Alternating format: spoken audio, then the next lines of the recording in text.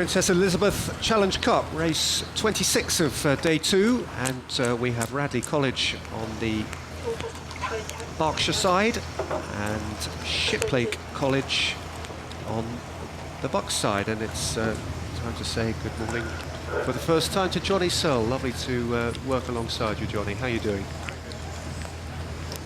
Excellent, good to see you. Good to see you too. Enjoying Henley? Were you here yesterday? I was here yesterday, a little bit warm, wasn't it? It was. It was very, very pleasant. Glad not to be rowing, maybe. Absolutely, good day for watching, not such a good day to be rowing yesterday. Today they'll be a lot happier. Well, here we go then, in the Princess Elizabeth Challenge Cup. As mentioned, Radley College on the Berkshire side, that's the far side. 2 or 3 of them there with red caps, a little less necessary than they were this time yesterday. Nobody's getting too much sunstroke today. Radley College from Abingdon in Oxfordshire, and in the multicoloured vests, Shiplake College, who yesterday beat Bedford Modern by 4 lengths. Of course, they're the more local crew, based just outside Henley. Radley beat George Watson's college easily, so might consider themselves not yet to have been truly tested. And Radley would seem to have got away just slightly the sharper. Yeah, I think we're going to see a cracking race here. I looked at the times; they were pretty evenly matched all the way up the course. Both crews were leading early on.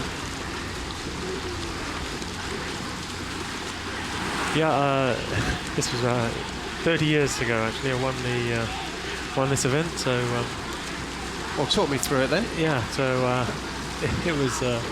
It's a highly competitive event. The PE, obviously, you've got the schoolboys. They're all at a similar level of fitness, similar period to which they've been rowing. So, and these days the school crews are all extremely well coached, similar programs, great level of knowledge amongst the coaching teams. So I think this will be an extremely close race. I would anticipate maybe even half a length all the way down. Well, Radley in red there, coxed by Sean Gearing, with James Brocklebank Fowler in the stroke seat.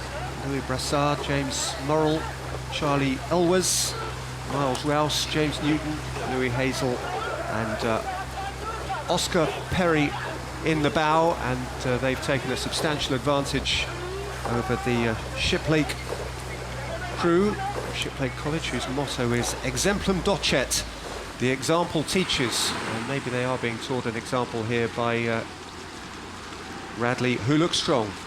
Yeah, they do look strong, I feel. I think this is a critical time. They're sort of coming up towards the barrier. The crew gets behind, they have to stay in contact. You know, there's always a chance if you're overlapping the other crew, just out of peripheral vision, you can still see the crew, you feel you're with them, you're still in a race. If Radley break clear, it becomes extremely hard for Shiplake because no one in there feels like they're in a race. They end up just they're rowing on their own, trying to keep going.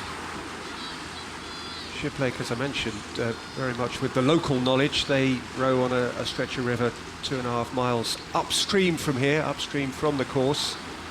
The water familiar to them, but the class of opponent here is evident. Heard 1 or 2 whispers that there are some who have an eye for these things and have a bit of knowledge, who are suggesting that a few shillings might be spent on the Radley 8 here. Yeah, interesting. Radley often seem to come late through the season. They seem to come faster and faster. There have been years where they haven't been so quick at the school's head of the river back in spring. And they get a little bit quicker for national schools and really come through at Henley time. And perhaps that's what we're seeing here. I think as I look at it now, they do seem to have broken clear. Shiplake still gamely trying to stay with them, but unless they can just get back in contact, then it's going to be tough to make a race of this. It cost your mind back those 30 years, and I dare say you weren't often in this position that the Shiplake boys are now, but what is the thought process as a young aspirant rower from the point of view of say Radley, who may be very good, very strong, but perhaps not yet as savvy as you would later become? Would they know to keep something back, or will they just be hell for leather through to the end? I think whilst most rowers at an early stage, you learn this basic principle from training, that when another crew's overlapping, you're at some risk. If you can break contact, if you can break clear, you make the race significantly easier. And so there's a big difference in holding someone back 2 lengths behind them, behind you and actually being alongside where there's really a chance for the other crew to come back. In this situation, the Radley boys are looking back. They know that so long as they stay on it, so they keep moving, they ought to, avoid being in a race. What they really don't want is Shiplake to start to think they're in a race again. But they're equally good enough, strong enough, bright enough to be racing, as it were, for tomorrow. Yeah, at this point of the race, they'll still be on it. They won't ease off. The 2 lengths up, you'll still stay high, you'll still stay, because if they drop the rate down too much, if they ease off too much, Shiplake come back, Shiplake will get excited, their rate will go up, they will get more confident. There's a potential for a little bit of panic to come into the Radley boat. So the cocks will keep making calls, the stroke and the stern pair will keep the rate high. That's the real risk. If you let the rate drop, it can become very hard, or it's then hard to lift it up again. So they will do enough to keep dominating Shiplake. So Radley in the business of denying Shiplake a race. Shiplake still intent, and it's clear, it's a very visible intent on ensuring that Radley are enabled to take nothing for granted.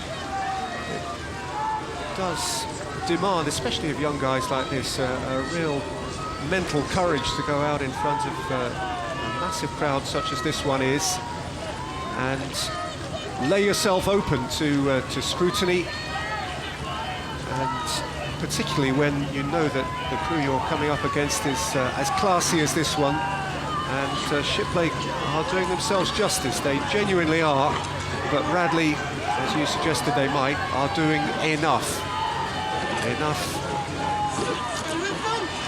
to get through today's business and then turn to tomorrow's. But I think this Shiplake crew have really, they've fought well. You sometimes see a crew gets behind and the blades can come quite ragged.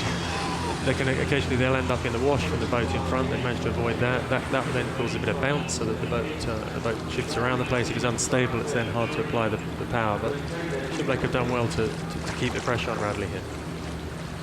Radley, who do come here because of all the whispers around the school scene, with a degree of expectation on their shoulders, a certain pressure, a knowledge that they are rated, that they have at their level some name rowers, those who are starting to appear around the fringes of national squads and in the company of high-level oarsmen right at the top of the sport. So they know that plenty is demanded of them, but clearly they've been together for a while now. They understand each other, they have faith in each other, they are bonded and together and strong, both mentally and physically. And whilst Shiplake have ensured that they've had to remain on their mettle they have remained, and Radley College are safely through in the PE.